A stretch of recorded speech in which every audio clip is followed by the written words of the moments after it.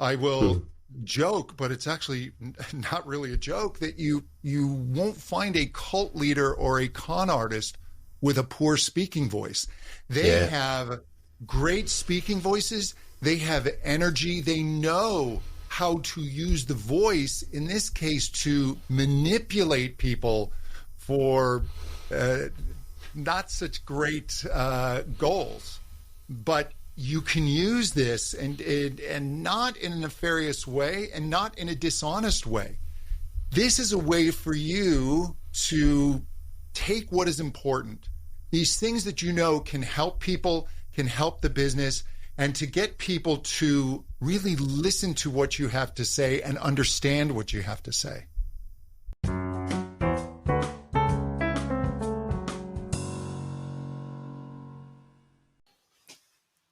Hi, and welcome to the Sunday Lunch Project Manager podcast for Sunday, the 3rd of September, 2023. This is your host, Nigel Creaser. And today we've got part 1 of my interview with John Henney. Enjoy.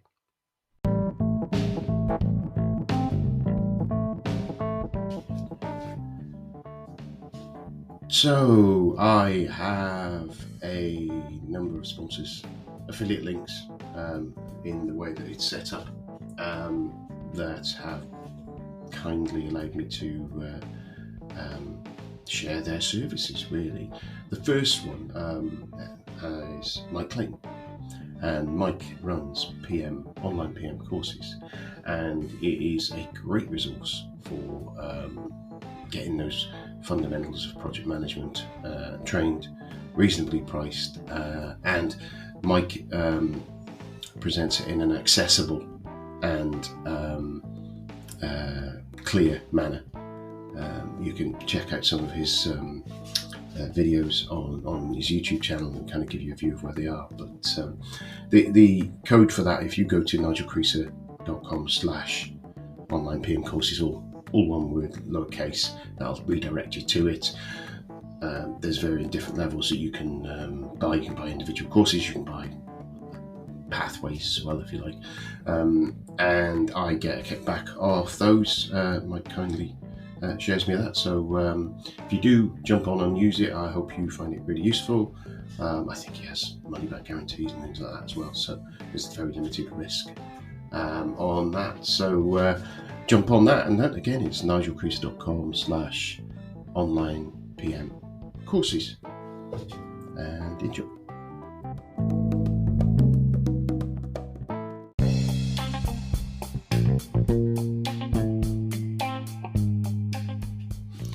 Well, it's been a while since I did a little news excerpt over my summer break. I hope you all had a chance to have a break and have some relaxing time with whatever you like doing, family, friends, or avoiding family and friends, whichever way round it is.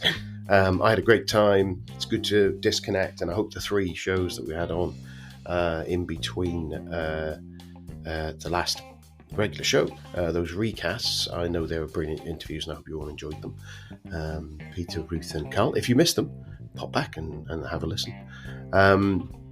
So I had a great 2 weeks. I went 2 weeks away. We have a break in the Welsh Hills, chilled out. Weather was okay. We had some days where we were on the beach with paddle boarding and all that, all manner of things like that. It was great fun. As far as everything else is concerned, I basically had a lot of downtime, a lot of thinking about the podcast, and trying to do different things. And you will have heard some slight changes that I've done with regards to putting in place the option for people to be able to listen to it all in one go, rather than a half break on, put through a Patreon kind of subscription thing on Spotify. I'll be doing one for other stuff. If you don't want Spotify user, I'll be doing it at some point. I just got to work out how to do it on Patreon itself, and then you'll be able to go onto Patreon and do it that way, which is good. Unfortunately, it's one of those things with the podcast. It takes time to do, which I enjoy, and interviewing people is great. I am getting to the point where I'm reaching the limits of some of my technology, so I'm kind of work out ways that I can get the podcast to pay for itself a little bit. So all these little things that help. on that point of view, and so that's why I've done it. I've heard lots of other podcasts do it as well, copying the Social Distance Sports Bar podcast, which, if you don't mind too much swearing and you're interested in sport and vaguely interested in sport, I'd say it's a great podcast that I've been listening to and really enjoy it. What else have I been doing? I've been getting in touch with me bass playing and stuff. Can't remember whether I mentioned on here. I started playing bass again earlier in the year, and I had a gig earlier in the year, which is the first one for, and we're working at 30 years, where with the group where we're learning, the group of us that are learning, and the instructors, and several different types of songs, doing 3 songs, raising some money for charity, which they raised, I think, over £1,000 for a local children's charity by us, which was fantastic fun. And I got the itch. I think we've got another one at Christmas.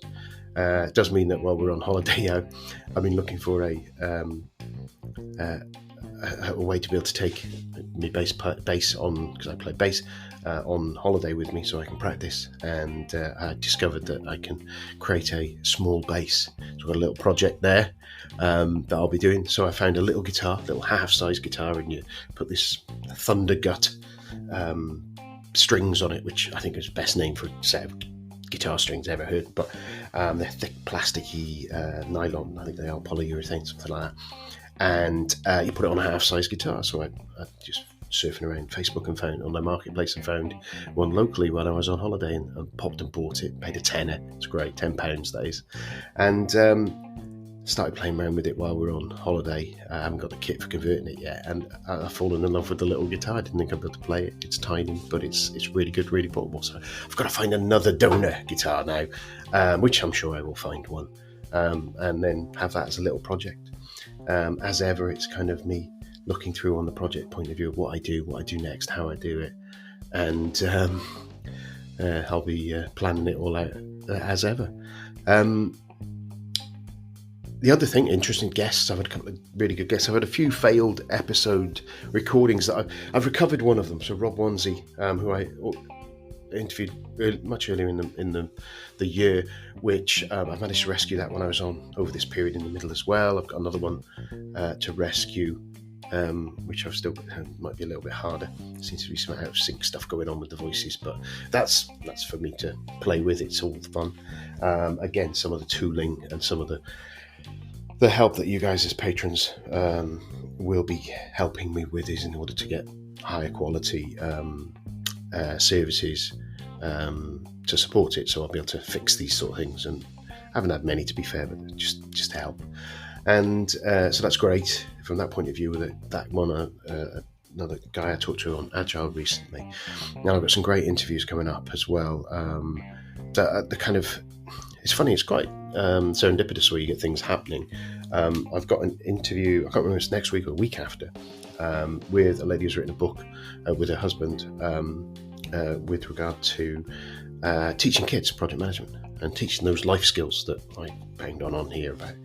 But at the same time, and you saw a post, and some of you will have seen it if you follow me on LinkedIn that shared it, Steve Wake is looking at pulling together a kind of a symposium, a group of people together to kind of look at, in the UK anyway, looking at getting a it's like for high school qualification, I suppose, best GCSEs as they are for our kids up to the age of 16, so when they did exams in the UK, getting a project management qualification created for that. And I'm hoping to get involved maybe with that, and if anyone is looking, just have a look on my LinkedIn. You'll find the post that I shared last week of Steve, and contact Steve directly. I think Steve's going to pop a little recording over to me potentially to give a bit more detail. But yeah, I think it's really project management to me is a life skill. Everyone can use it. There are a lot of things in the training, in our education system that are missing, that I think are life skills that we should have in there. Finance being the other big one that I see as a whole. But finance, these project management skills are portable in every sort of thing that you do, from making a bowl of soup. You can apply the same tools and skills through to a moonshot. So all these different things are there. So interesting that those two are coming along at the same sort of time. So that'll be kind of a bit of a theme for a little while, maybe. And I think that's really everything I've got to chat about at the moment. Other things, kind of planning for the rest of the year, trying to refocus a little bit, and try and get as many of these interviews. I've got a full roster of interviews through to the end of this month, so that'll probably give us, I need to work out the math, but I think it's I've probably got then all of the interviews needed for the rest of the year, which is great, with us being in early September. Family-wise, kids did fantastic at their respective exam stages. They're both going through stages at the moment of moving schools, so we've got a lot of stuff on this weekend and things like that. And fantastically, in a few days, I celebrate my 25th wedding anniversary, married to my beautiful wife, Jodie. So she didn't listen to the show, but happy anniversary, babe, I love you. And that's it, really, and get on with the interview with John. Speak soon, bye.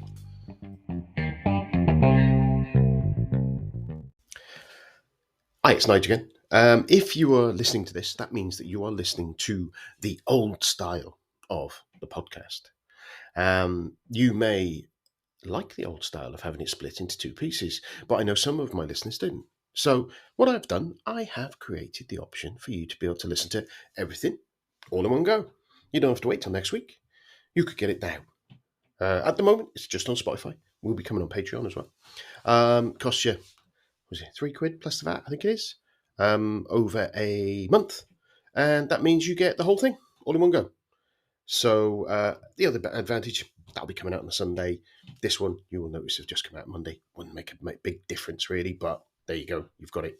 You've got that choice. Helps me invest in better equipment and maybe a few other bonus items going forward. So if you can spare essentially a cup of coffee once a month, and you get the benefit of getting it earlier and getting it all together. So pop along to Spotify, have a look in there where it is, and there'll be a little lock sign against one called number 132/133, John Henney, the voice coach. And that's the combined one, and you should be able to click on there, do what Spotify tells you to do to register and put all your payments in.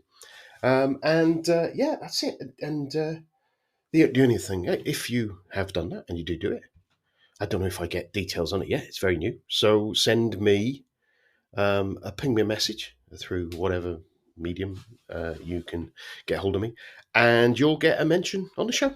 So again, thanks very much, and let you carry on with the show. Cheers now. I am delighted today to welcome John Henney to the show.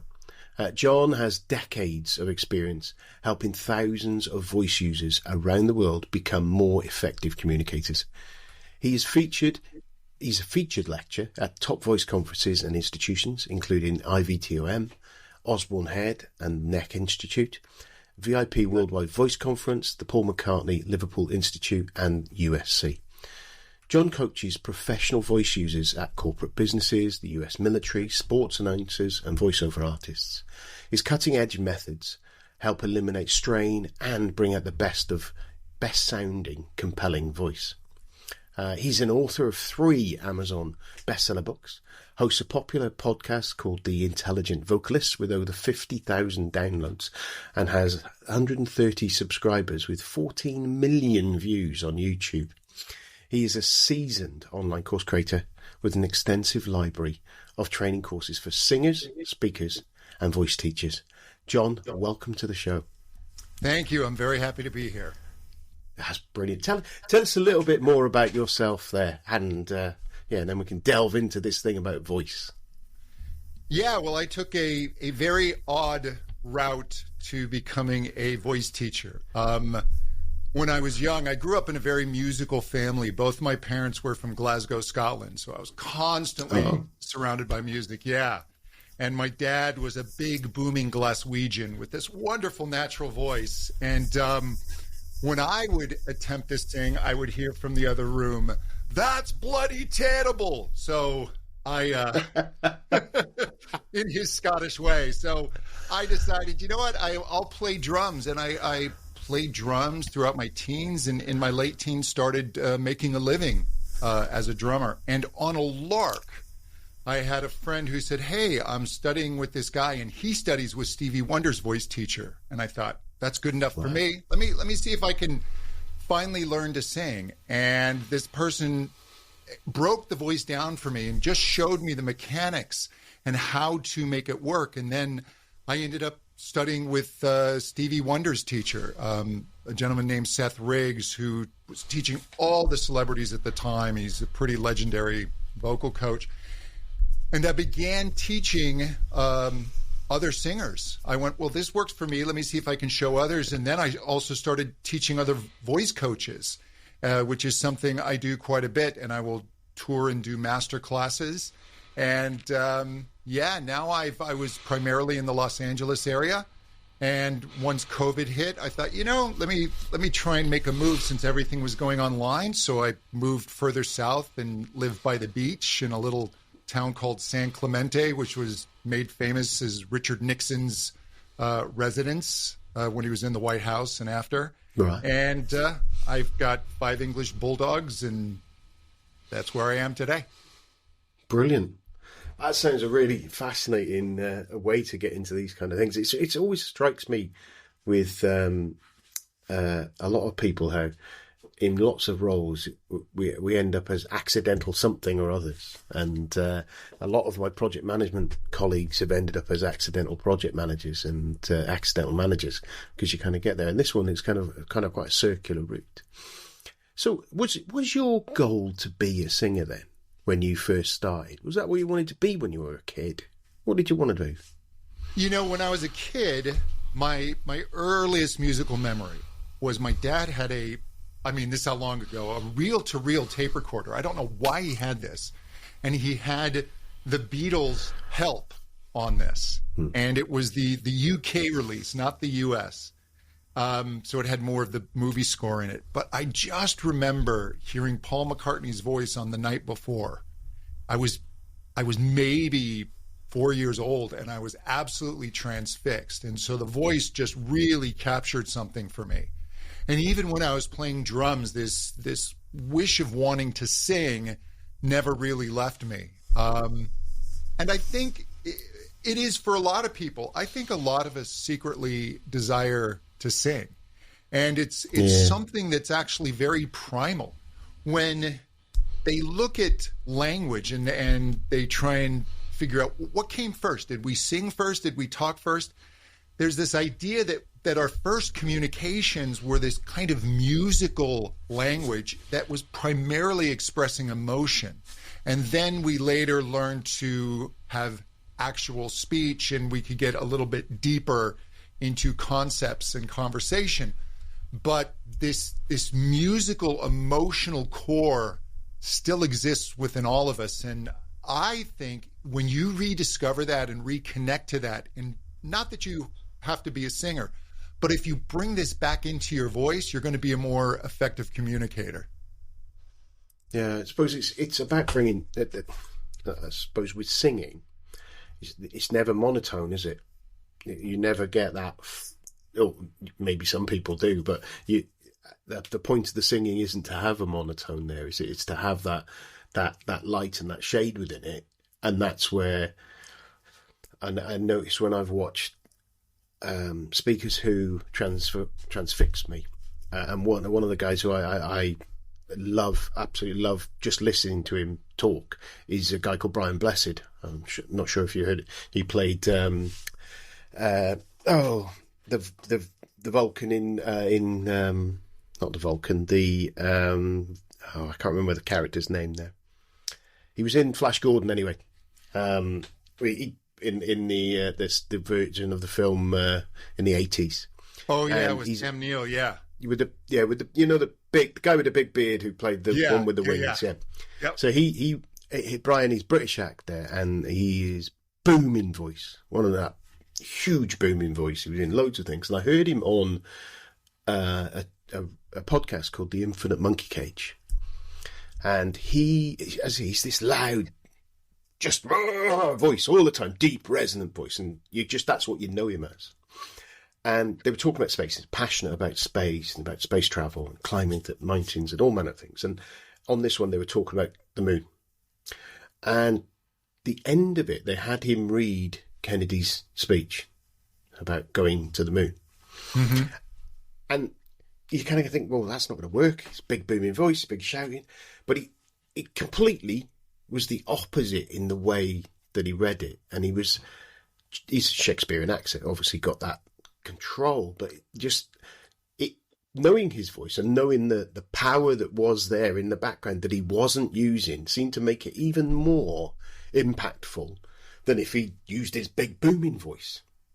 And that he rose and fell with it. And it sent tingles down my neck listening to it. And I just found it amazing. It's someone who could Ian McKellen's another one in the British actors that you could just doesn't matter what they're saying, what they're reading. The way they read it, you just become transfixed by it. Absolutely. And you bring a really important point where you talk about these different shades and these contrasts. And that's what I found with great singers, because popular music today, there's lots of repetition. We'll have verses, we'll go to the chorus, it's the same lyrics often on the chorus. And singers, as well as musicians and producers, know that they need to introduce new elements every time that is heard, so that it doesn't become rote and too predictable. And these contrasts, these musical devices are so incredibly effective, not just in singing, but also in speaking.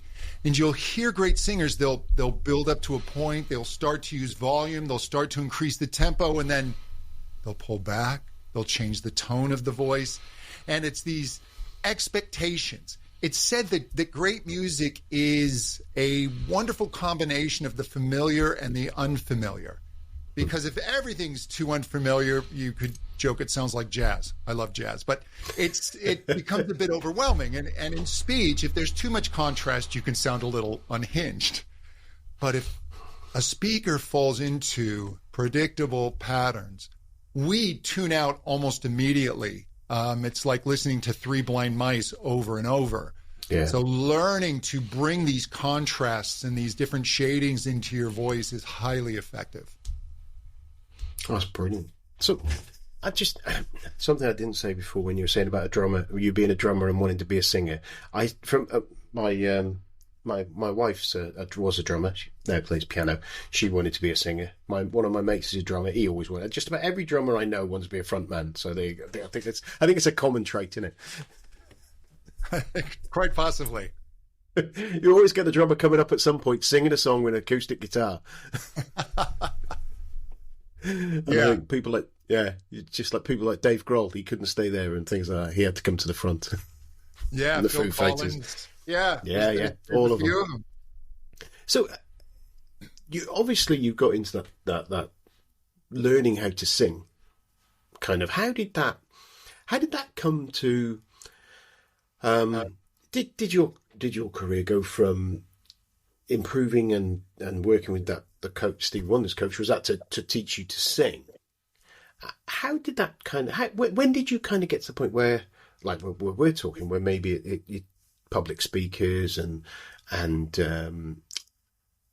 sort of business type people, how did that happen? How did that crossover happen?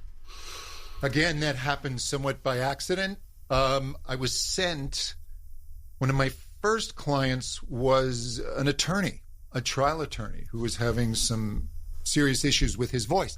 And I was connected to a number of ear, nose, and throat doctors in the LA area, and they would send me clients that were having vocal trouble to work through technical issues. And this person came and he was having some real anxiety with his voice. He was struggling to have people hear him. He was losing his voice quite often. His voice felt increasingly weak. And it was not only impacting his career, but also his personal life. He felt even in social situations, he was becoming more withdrawn. And so I began to take these singing exercises that I knew worked for singers and just modify them and essentially simplify them to work for the speaking range. And it didn't take that long to get some pretty dramatic results. And as a matter of fact, I remember on the last session, he wrote me a check for 10 times my rate in order to thank me. And I went, maybe I need to work with more speakers. And he was able to go, he had a party just that weekend, and he was able to converse freely and people could hear him, and he was just ecstatic about the results that he got. And then I began to work with other people such as voiceover artists, actors, stage actors, so they could be better heard without being mic'd. And I found it fascinating. I loved working with a group of people who really hadn't considered their voice before. And it was fun just watching them discover this instrument that they hadn't paid attention to and took for granted. That's fascinating. Just the thought that you've got. I never thought about it was something. It would have been a root of people who were struggling with their voice. Well, I was always thinking it was going to be someone who's like I want to be Tony Robbins. Can you come and talk to me, teach me how to speak like Tony Robbins kind of things? But it's kind of much more fundamental than that kind of thing that you got there. And you mentioned the ear, nose and throat scenario. Was that people who had illnesses and operations and things like that kind of recuperation and things like that? Is that where that was, where you were working with those people? Yeah, very often people who are extreme voice users, singers, they can have vocal injuries. They can have chronic vocal issues. The voice, if your vocal folds, your vocal cords, they're opening and closing hundreds of times a second. And in some very high singers, it's 1,000 times a second or more. And if this is not done in a really efficient way, if you're overpressing these vocal cords, if they're coming together too hard, you can start to have tissue injuries, and they can show up as polyps. Those are kind of like fluid-filled blisters, or you can get nodules that are like calluses on your hands. If you've ever tried to learn to play guitar, your fingertips hurt at first, and then they stop hurting because you develop calluses. That's the body's reaction to the irritation. Well, these calluses on your vocal cords are not good because they inhibit the vocal cords from closing fully so that you start to sound raspy and weak. So it was very often singers that were experiencing those issues. I would work with them to help improve their technique. Oh, right. I was this Shania Twain recently. She was on some stuff in the UK, and she'd had some vocal problems, and her voice has actually changed not massively, but it has changed over the years. Is that something that's common with singers who are performing a lot and things like that? The voice does change. Yeah, well, the voice is going to change throughout your lifetime, and there is aging, and aging is going to show up on your voice as it does the rest of the body. The voice can start to lose strength. You can actually experience bowing as the vocal folds get weaker. There's a loss of elasticity. There are different medical issues that can show up in the voice. I will share, I had made a huge life change. I had gotten pretty overweight and made a radical change in my diet and lost a massive amount of weight in a short period of time, which was great for my health, but it affected my voice in a rather adverse way. In retrospect, I probably lost the weight a little too quickly. And I started to experience vocal weakness. And then I started to experience these little spasms in my voice and these tremors. And so I finally went to a speech language pathologist and discovered that I had benign essential vocal tremor, which is a misfiring of the nerve impulses to the muscles of the voice, and you can get this quavering in the voice. And I then underwent extensive therapy with my voice, and I'll tell you, it's one of the best things that ever happened to me, because it really, even all the work I'd done in the voice, I'd never done anything this painstaking. And just the exercises and the depth of work that I had to do I really tried to take the Stoic approach of this was a test from the vocal gods. And so I was to learn from this, because my first impulse was to just cry, right? Like, this is the last thing I need as a voice coach. But we all experience challenges, and singers, we all will age differently. Even parts of our body will age differently. Some parts maybe a little faster than others. And we also have a genetic component where some voices can withstand a little more stress or even abuse than other voices. So it's really important to be in touch with your voice and always be monitoring your vocal health and just be aware of your voice. And if you feel that something is not right, to seek out a medical professional. Brilliant, yeah. No, it's something I never really thought about. You see, as I say, you see people in the public eye who've lost their voice from singing, and I've seen a few instances of people like that, and you never think about it as being just something that can happen to, in quotes, a normal person, and it kind of opens your eyes up to that a little bit. And again, it's kind of, when you're with you taking that on, as you say, it's kind of, you're going to teach people to self-rehabilitate, because I'm guessing a lot of that activity is something that's self-driven. It's kind of right. You do what you're teaching and see how you get on. Kind of, someone said to you, haven't they? Really? Yeah. And depending on what you do for work, you may be using your voice far more than you realize. I mean, if you're sitting coding all day, you're not an extreme voice user. But a school teacher, the average school teacher, their vocal cords are opening and closing upwards of 1 million times a day. Wow. So if you're not properly rested, if you're not generally healthy, if you're not eating a healthy diet, if you're not well hydrated, these million events can be more stressful than they need be. And the wear and tear on your voice is going to be more than necessary. Again, that shocks me, and I never think about it. And I think in my role and in people who do a similar role, we spend a lot of time in meetings. Yeah. We spend a lot of time not necessarily leading all those meetings, but certainly contributing as the project manager. And I wonder how much damage or how much we speak in that scenario. There will be a lot of email as well, obviously.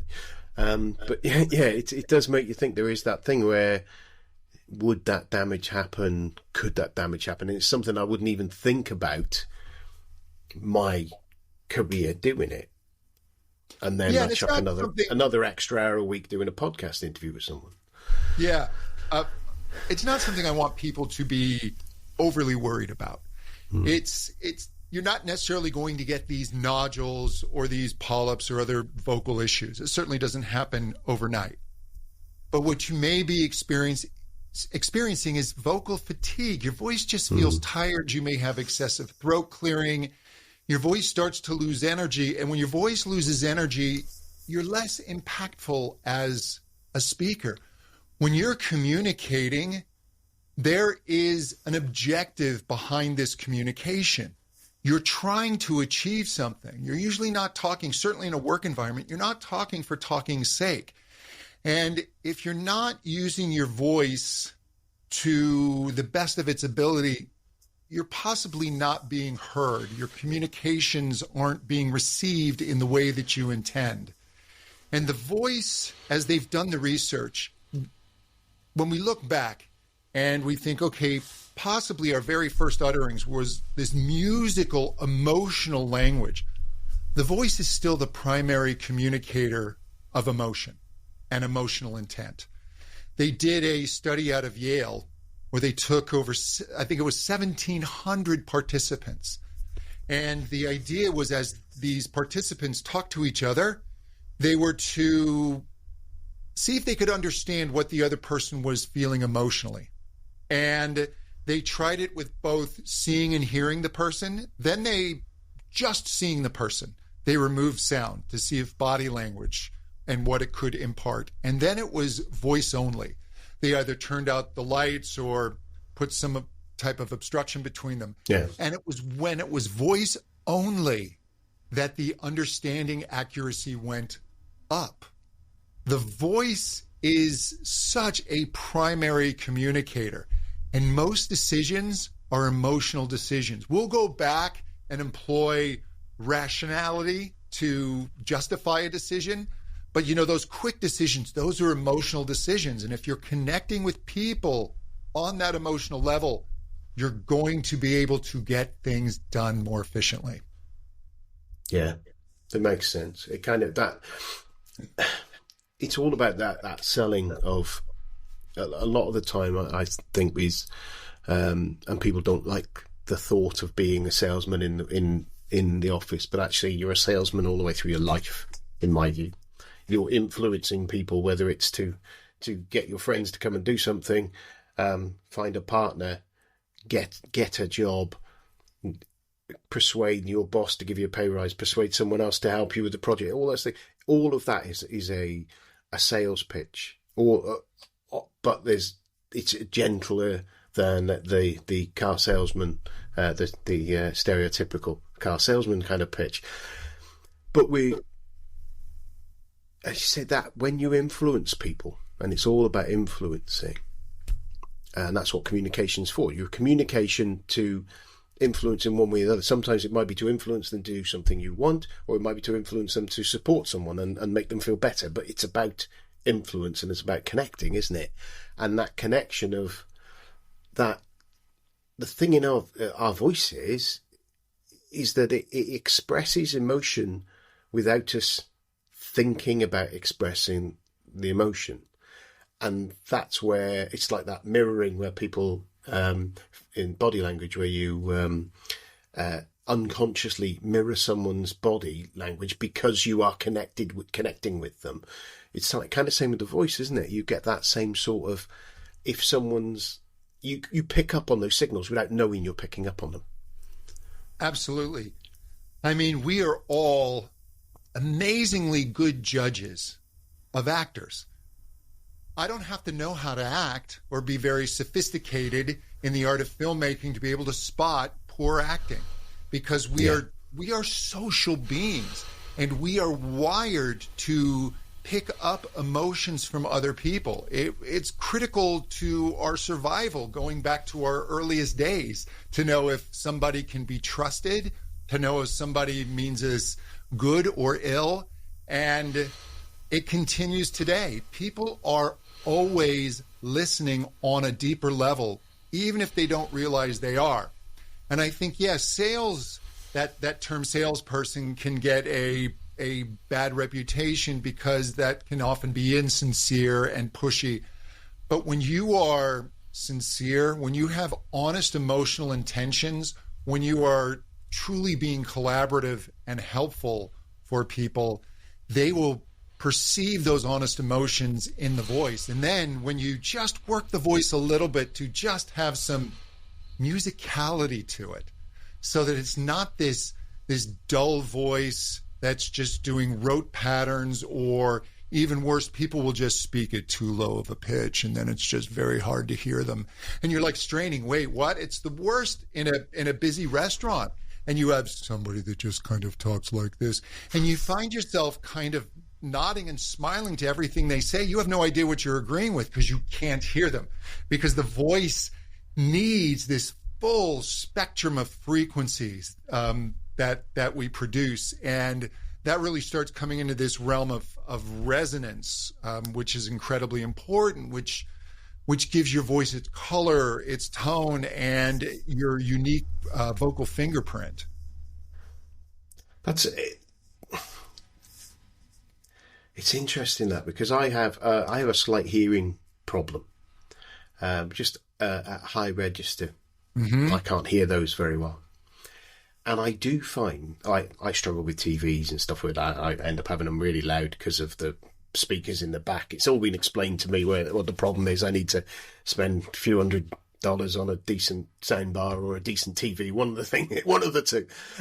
But it's not to the point where it causes me major issues. But I do notice that I struggle. I kind of struggle with some voices to be able to tune into them. And it tends to be, actually, it's interesting, it's those lower resolution resonance ones that I can hear. But I imagine it's what it is I'm not picking up on it, any high registers that they've got in there. So it's limiting the ability that I've got. If someone's got only a small amount of that musicality in there, then I probably struggle a bit more to hear it. Yeah, usually in those situations, the ear, in order to find the person's voice above all the ambient noise, relies on these higher frequencies. Yeah. And so in your situation, it's a little more difficult for you because you have limited hearing in that range. And then if somebody is not filling out the rest of their voice, your voice is actually creating many pitches at the same time. And we hear these lower pitches as the pitch itself. And then the rest of the pitches is the color.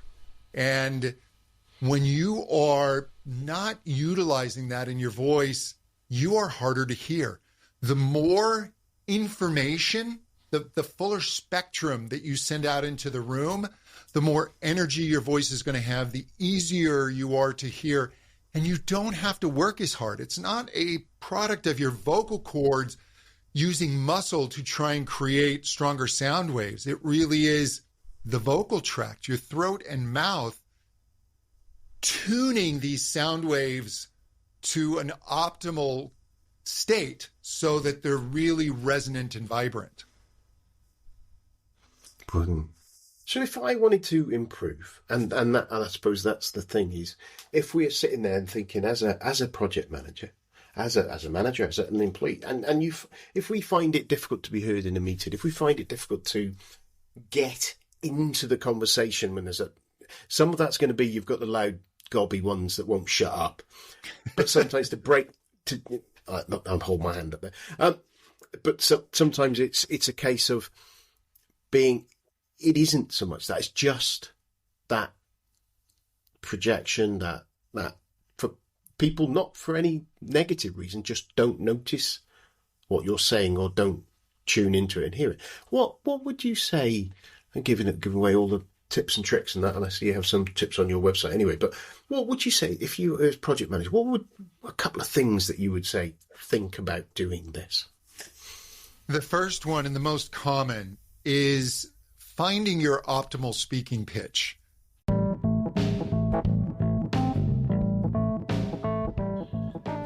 Another great sponsor of the show comes in the form of AirManual.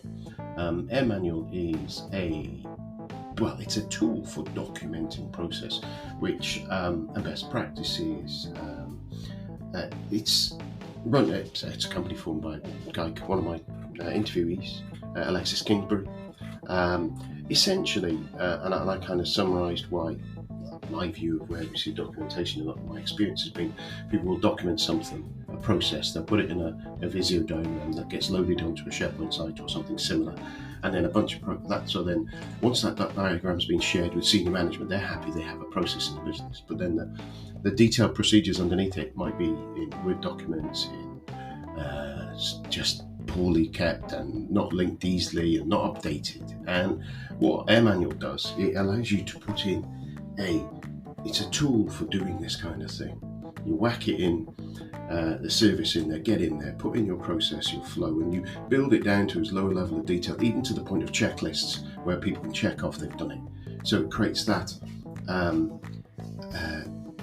guided checklists, easy to create, easy to maintain, and all in one place. And no one's kind of rooting around to find the SharePoint, and then when you change to new SharePoint services and all that stuff, it's all there. So if you pop along to nigelpriester.com/airmanual, there's a bit more detail there and a link there to click on to go and get. I think they offer a trial and things like that. So it's something that I think can easily reduce the amount of errors, rework, etc. within our organisation. So take a look.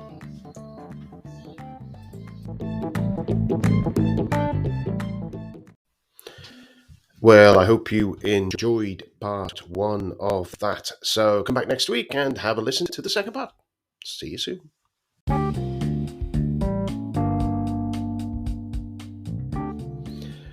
So this is my final wrap up. Every week you're going to hear this. You're going to get bored of it, but you can always click next podcast if so.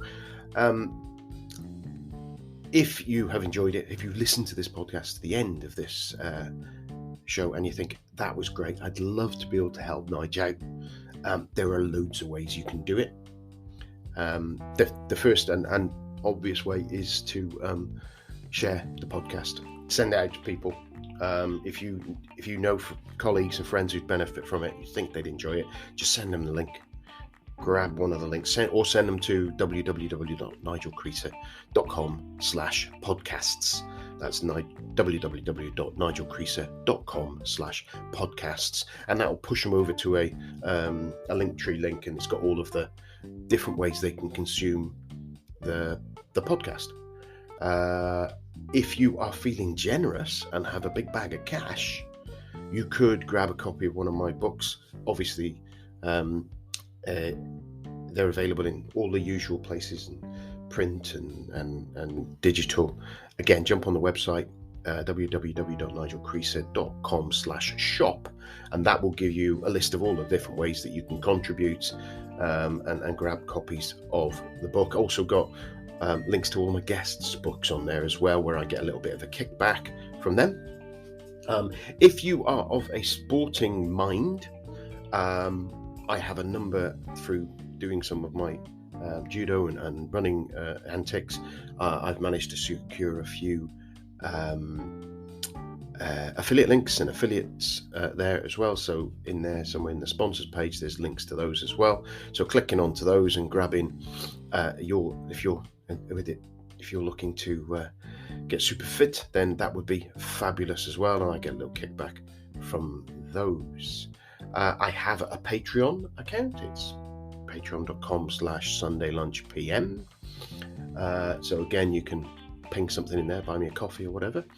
And finally, obviously the most important is coming back, listen again, because the more of you that come back, the more visibility I get, because there's more times that it's downloaded and all the SEO works and things like that. So yeah, that's it. So if you can help me out, I would be much appreciated. If you can't, don't worry about it. Thank you very much. Cheers now. Bye.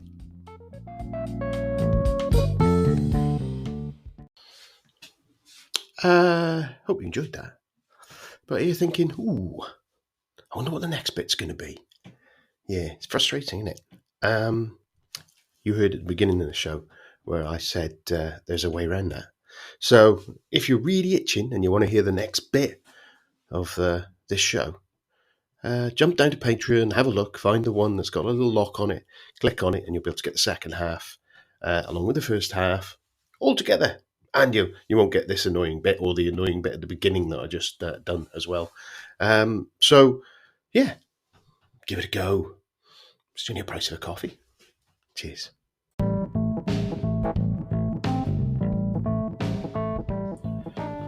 My latest, the latest affiliate that I've got on the show now is Riverside. I use Riverside to do my interviews, Riverside FM. It kind of offers you a whole, if you like, micro studio management producer tooling and goes beyond that. Has a really good free layer. And I've been using it for a while now. I find it really good. When I've had issues, even though I'm not on one of the higher paid levels, the support has been quick, responsive and of high quality, and people keen to help me. The organisation seems really good. The product seems really intuitive.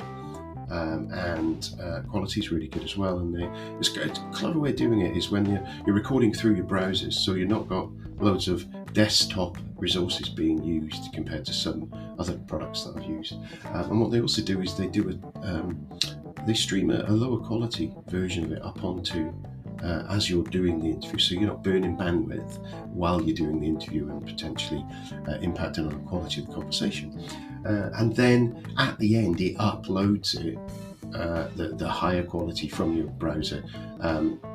It's just a really good way of doing it. So if you are thinking of doing a podcast and know someone who's doing a podcast, I would recommend using this tool. I found it really good. Best of the tools that I've tried using to date. And you can get that at nigelcreaser.com/riverside, and that will redirect you to my kickback page on their site, and there I will get a little kickback from them. So take a look. Thanks.